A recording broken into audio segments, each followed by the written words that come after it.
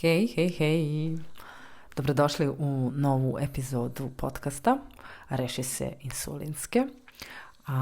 Dobrodošlicu želim svim mojim ženama koje biraju da kreiraju svoje živote i one koji će to tek početi da rade zajedno sa mnom, odnosno zajedno slušajući mene i moje podcast epizode. U ovoj podcast epizodi hoću da se dotaknem negde priče vezane za kako ti kao žena zapravo funkcionišeš i kako da kao žena zapravo rešiš insulinsku rezistenciju. Ova tema mi se jako sviđa, posebno jer metoda koju primenjujem jeste negde možda jedinstvena u smislu način na koji primenjujem LCHF ishranu, a koji se zasniva na tome da prati hormonski ciklus žene. I ovo je negde prva lekcija koju sam naučila primjenom LCHF ishrane i često volim da podelim sa svima moje iskustvo, a to je na samom početku LCHF ishrane, s obzirom na to da sam jako brzo želela da postignem bolje rezultate što se tiče fizičkog izgleda, što se tiče zdravlja, mislila da će intenzitet praktikovanja LCHF ishrane, odnosno što manji unos ugljenih hidrata, što duži ciklus isprekidanog posta, dati i bolje rezultate. Međutim, jako brzo me moje telo demantovalo. Dešava se, na primjer, prelaskom na LCHF ishranu jedna sjajna stvar, a to je da jako brzo ukapiramo da nam količina hrane koju smo do tada zapravo jele ranije, naravno pre LCHF ishrane, uopšte nije potrebna. I ovo je nešto što naravno se desilo i meni i prva stvar jeste baš to da sam u jako kratkom roku sa 3 obroka mogla da pređem na 2 i da to bude to za ceo dan. I tako sam ja i uradila, s obzirom da sam se osjećala dobro, a naravno želela sam, kao što sam rekla, što bolje rezultate, kao da bude sve to, da ja što bolje sad izgledam kad sam već tu ok, kad nemam problem sa hranom, sa žudnjama, kad već imam taj nalet energije, samo sam želela više. Ali to je onda ono kad ti želiš i možeš i guraš, a tvoje telo ne može. I onda kad nismo u skladu, jednostavno ukapiraš da ne može jedno bez drugog. Znači ne možeš da imaš ni zdravo telo ako nemaš naravno ni dobru volju i da postigneš svoj cilj, ili obrnuto, da imaš super volju, kao što sam ja imala u tom slučaju, a da mi je telo potpuno počelo da otkazuje. I kako se to zapravo reflektovalo tako što sam počela tako što su moji ciklusi počeli da izostaju. Prvi mesec je bio onako nekako skraćena verzija menstrualnog ciklusa, a već od narednog meseca imala sam potpuni izostanak. I to se desilo već 3 meseca za redom da ja nisam imala svoje menstrualne cikluse. I to je ono što je bilo jako frustrirajuće za mene, kao šta se za Boga tu dešava, šta nije u redu, šta tome slično. Dok zapravo nisam kasnije, kada sam prošla obuku za ishranu sa niskim unosom ugljenih hidrata, ukapirala da ne postoji idealan ciklus isprekidanog posta za ženu. Zašto? Žena kao žena prosto ima drugačiji hormonski ritam od muškarca. Odnosno, mi kao žene prolazimo kroz 4 različite faze hormonskog ciklusa u toku jednog meseca. I naravno naši hormoni se tada smenjuju i potpuno drugačije naše telo reaguje, kako na hranu, tako na stres, kako na generalno okolnosti koje su u našem direktnom okruženju, da li su to, ne znam, posao, porodica, obaveze. Nećemo isto reagovati kada smo na sredini ciklusa i kada smo negde sa raspoloženjem top, i kada smo u samom ciklusu, kada bukvalno nam treba samo da nas neko pusti na miru. Neće biti isto, ali tako? To je ono što kaže najmanje što može da se desi.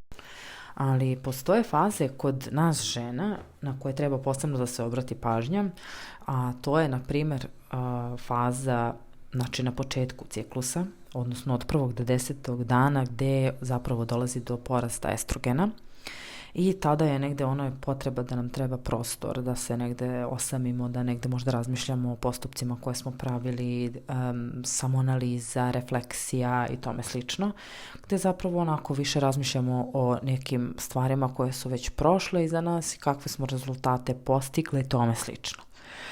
Od 3. do 13. dana se pojačava porast estrogena i dolazi do pred ovulaciju, znači tad se već telo negde priprema pred ovulaciju. Od 10. do 15. dana jeste taj period ovulacije, kada zapravo nekako prirodno taj libido nam je najviši u tom periodu i prirodno baš želimo tada da budemo i pozitivne i srećne i mazne i tome slično. I uporedo tada u tom momentu muški hormon testosteron isto je u nekom porastu, što nam dodatno daje neku inspiraciju, motiviše nas na akciju i to nekako prosto tako dolazi do tog prirodno potrebe da budemo seksipilnije, poželjnije, da zapravo želimo da vodimo ljubav sa našim partnerom i tome slično. I to je zapravo onaj period kad napravimo još jedan život, zdravlje Bože ako to ide tako po planu. Od 15. dana već negdje treba nam više malo da se opustimo i polako od 17. do 19. dana dolazi do porasta polako progesterona. Sad, progesteron je hormon koji vremenom, što smo starije, zapravo ga imamo manje i koji zapravo treba čuvati. I konkretno treba biti posebno pažljiv kada primenjujemo bilo šta što može da uzrokuje stres, a posebno, na primjer, režimi ishrane na koje telo nije pripremljeno. Znači nismo uvodili postepeno promene, već smo uradili to naglo ili primjenjivali cikluse iz prekidanog posta, bukvalno sad za sad, pa odjednom presekli i napravili neke promene. Tada u tom smislu stres koji naše telo osjeća oslobađa zapravo kortizol. Kortizol je hormon stresa. I hormon stresa utiče na to da progesteron ide dole. I to je veliki faktor zbog čega nijedan zapravo, da kažem, ciklus iz prekidanog posta nije sasvim idealan za ženu. Znači ne postoji da kažeš ova je top. Najbolje jeste da bukvalno naučiš da pratiš signale koje ti šalje telo. I ovo je najčešće i najteže, jer uglavnom budemo potpuno negdje diskonektovane od tog osjećaja. Nemamo pojma, niti šta nam treba, jer smo toliko fokusirane na potrebe, planove, ciljeve, rezultate, što poslovne, što privatne, što bilo šta. Znači, toliko smo negdje usijani u ovom našem životu, da retko koja žena je baš danas toliko konektovana sa sobom da ume da prepozna, moje telo meni poručuje, treba mi, da se odmorim ili ovo ili ono.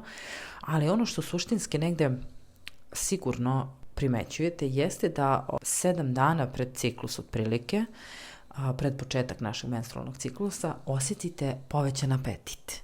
I osjetite negde porast i potrebu da jedete više ugljenih hidrata, više slatkiša, više tome slično, onako da ugađate sebi.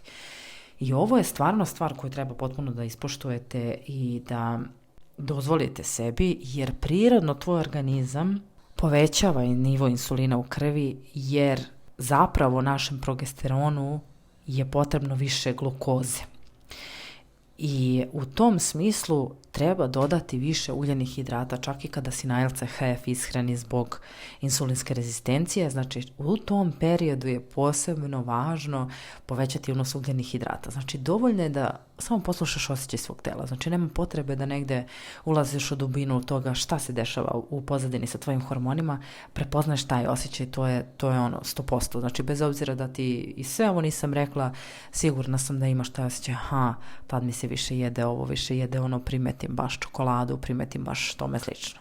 Sad, najbolje bi bilo povesti računa o tome kakav izbor praviš, u smislu da to ipak ne bude nezdrava hrana, već da to bude ugljeni hidrati iz zdravih izvora namirnica. jer u tom smislu postižemo najbolji efekt. Znači u najmanjoj meri da postičemo insulin, a da opet našem telu i organizmu damo u tom periodu ono što mu je potrebno i da zadovoljite negde onaj prosto osjećaj, žena sam, čoveče, treba mi to tad, treba mi nekako neki osjećaj da sam sebi ugodila, da mi je lepo. I dozvoli to sebi, nauči to da dozvoliš sebi da uživaš u tome, jer prosto nije isto primjenjivati, ne znam, LCHF režim kao neki muškarac ili držati se slepo jednog pravila, jer kao što sam rekla, nije to idealno. Nemamo mi kontinuitet u tom smislu, naši hormoni se menjaju tokom meseca, kroz 4 različite faze prolazimo i naše potrebe našeg tela u tom smislu su potpuno drugačije od organizma muškarca ili žene koja više nije u reproduktivnoj dobi, odnosno ona koja je već ušla u klimaks, jel tako? Eto, u ovoj epizodi skrenula sam vam negde pažnju na to da ti kao žena imaš potpuno drugačiji hormonski ritam i da u skladu sa svojim hormonskim ritmom treba i da pristupaš LCHF ishrani bez obzira što time rešavaš insulinsku rezistenciju i zapravo baš zbog toga, jer ovo jeste poenta da bude dugoročno, tako da ako planiraš da promeniš ishranu i postigneš najbolje moguće rezultate, tvoja ishrana prvenstveno mora da bude prilagođena sa tobom kao ženom, sa tvojim hormonskim ritmom, da prati sve te faze i naravno da prati potrebe tvog tela što se tiče insulinske rezistencije. Mnogo sam srećna i ponosna da mogu da ti ponudim da radiš sa mnom upravo na programu Insulinska stop i da na ovakav način naučiš kako da primenjuješ LCHF ishranu u svom životu i da imaš i postigneš najbolje rezultate što se tiče insulinske rezistencije, što se tiče hormonskog balansa i dugoročno što se tiče promene za gotovo ceo život. Upis na program je otvoren. Možeš da se prijaviš tako što ćeš popuniti upitnik u opisu ovog videa, a za sve dalje ćeš dobiti instrukcije na mail. Eto, radujem ti se da ti pokažem kako možeš da ishranu uskladiš i sa sobom kao ženom i sa insulinskom rezistencijom. Hvala na slušanju i čujemo se ponovo. Ćao!